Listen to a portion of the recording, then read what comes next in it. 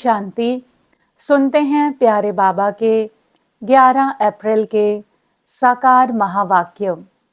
आज मीठे बाबा मीठे बच्चों को कहते हैं, मीठे बच्चे, अब यह नाटक पूरा होता है, तुम्हें वापस घर जाना है, इसलिए इस दुनिया से ममत्व मिटा दो, घर को और नए राज्य को याद करो।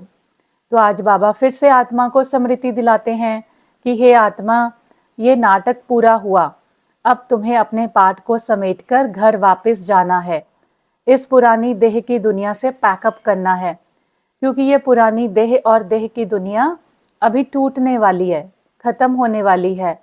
तो टूटने वाली दुनिया से दिल नहीं लगाना, इससे अपना ममत्व निकाल देना है, अपने घर मुक्ति धाम को याद करना है और इस दुनिया पर आने वाले अपने नए राज्य सत्युग को सदा स्मृति में याद रखना है।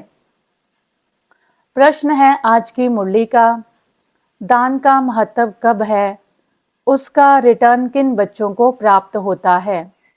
उत्तर है, दान का महत्व तब है जब दान की हुई चीज में ममत्व ना हो। अगर दान किया फिर याद आया तो उसका फल रिटर्न में प्राप्त नहीं हो सकता।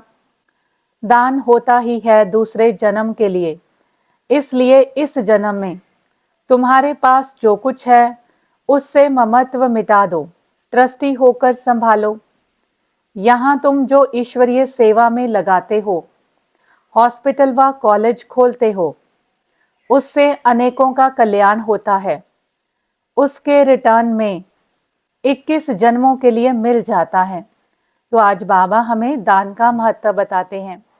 भक्ति मार्ग में भी ईश्वर अर्थ दान पुण्य करते हैं, हॉस्पिटल खुलवाते हैं, धर्मशालाएं खुलवाते हैं, कपड़ों का दान करते हैं, कोई भूमि दान करते हैं, ताकि उनको अगले जन्म में अच्छा स्वास्थ्य मिले, अच्छा घर मिले, अच्छी विद्या की प्राप्ति हो। इसी प्रकार से ये ईश्वरीय विश्वविद्यालय, ये ईश्वरीय परिवार है और इस ईश्वरीय परिवार में जो भी रूहानी विद्यार्थी हैं वो हर एक आत्मा अपनी अपनी कंट्रीब्यूशन करते हैं, तन से, मन से और धन से। तो आज बाबा बताते हैं कि अगर आपने कुछ कंट्रीब्यूट किया और फिर मन में ये भी रखा कि मैंने इतना दिया, तो बाबा कहता उसका फल नहीं मिलेगा, वो दिया हुआ व्यर्थ में चला जाएगा।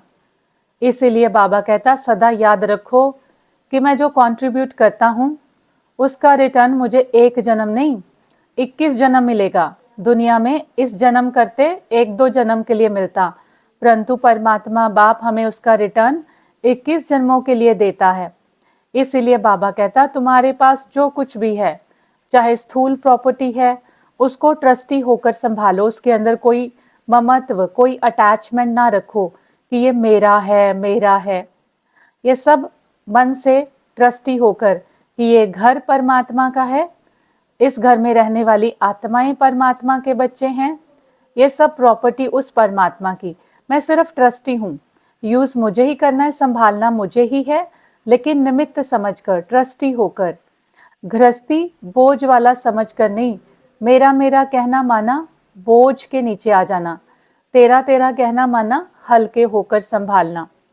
तो बाबा कहता है जो भी धन आप ईश्वरीय सेवा में लगाते हो, चाहे रूहानी सेंटर व रूहानी हॉस्पिटल खोलते हो, तो उसका एवजा आपको 21 जन्म मिल जाता है। आज की मुरली का धारणा के लिए मुख्य सार है, पहला पॉइंट, स्वयं के चिंतन और पढ़ाई में मस्त रहना है, दूसरों को नहीं देखना है। अगर कोई अच्छा नहीं बोलता है तो एक कान से सुनकर दूसरे से निकाल देना है, रूठ करके पढ़ाई नहीं छोड़नी है। बाबा कहता सदा अपने ऊपर फोकस रहे, अपनी आत्म उन्नति, अपनी कमी कमजोरियों को निकालने के ऊपर सदा ध्यान रहे और इस रूहानी पढ़ाई में मस्त रहना है। अगर किसी ने आपको कुछ ऊंचा नीचा कह दिया तो ऐसे नहीं कि हम उस बात को पकड़ करके बाबा के घर आना बंद कर दें, मुरली सुनना बंद कर दें, रूठ करके पढ़ाई पढ़ना बंद नहीं करनी, उससे अपना ही नुकसान हो जाएगा। तो जब कोई बुरी भली बातें कहता है उसको इग्नोर कर दो, एक कान से सुनकर दूसरे कान से निकाल दो। सोचो कि ड्रामा में इस आत्मा का पार्ट ही ऐसा है। दूसरा पॉइंट है, जीते जी सब कुछ दान करके अपना ममत्व मिटा देना है। पूरा विल कर ट्रस्टी बन हल्का रहना है। देही अभिमानी बन सर्व दैवी गुण धारण करने हैं। तो आज बाबा हमें घर गृहस्थ प्रवृत्ति में रहते हुए ट्रस्टी बनना सिखाते हैं कि सब कुछ सोचो उस निराकार परमात्मा पिता का है। वो करण करावनहार है और उसने मुझ आत्मा को इस घर में सेवा के लिए भेजा है। ये मेरा सेवा स्थान है, ये मेडिटेशन सेंटर है, ये घर नहीं है, ये मेडिटेशन सेंटर है, सेवा स्थान है। और मुझे निमित्त बनाया है इन आत्माओं की सेवा के। और ये तन मन धन जन सब उस परमात्मा का है और मुझे ट्रस्टी होकर संभालना है। जैसे आप अगर किसी को चीज़ देते हो कि इतने दिन तक इसको आप अपनी कस्टडी में रखना, अपनी संभाल में रखना, तो हमारा कभी उस चीज़ में मोह जाएगा कि ये मेरी है क्या? अगर हम यूज़ भी करेंगे तो हमें सदा याद रहेगा कि ये चीज़ फलाने की है, मुझे वापस करनी है। तो इसी तरह से घर गृहस्थ में हम रहें, हम सारे कार्य करें, परंतु बुद्धि में रहे कि ये सब परमात्मा का है और मैं ट्रस्टी हूँ, मैं उसका इंस्ट्रूमेंट हूँ, तो सदा हल्के रहेंगे। वरदान है, भिन्नता को मिटाकर एकता लाने वाले सच्चे सेवाधारी भव। विश्लेषण है, ब्राह्मण परिवार की विशेषता है अनेक होते भी एक। अपनी एकता द्वारा ही सारे विश्व में एक धर्म एक राज्य की स्थापना होती है। इसलिए विशेष अटेंशन देकर भिन्नता को मिटाओ और एकता को लाओ, तब कहेंगे सच्चे सेवाधारी। सेवाधारी स्वयं प्रति नहीं लेकिन सेवा प्रति होते हैं। स्वयं का सब कुछ सेवा प्रति स्वाहा करते हैं। जैसे साकार बाप ने सेवा में हड्डियां भी स्वाहा की, ऐसे आपकी हर कर्मेंद्री द्वारा सेवा होती रहे।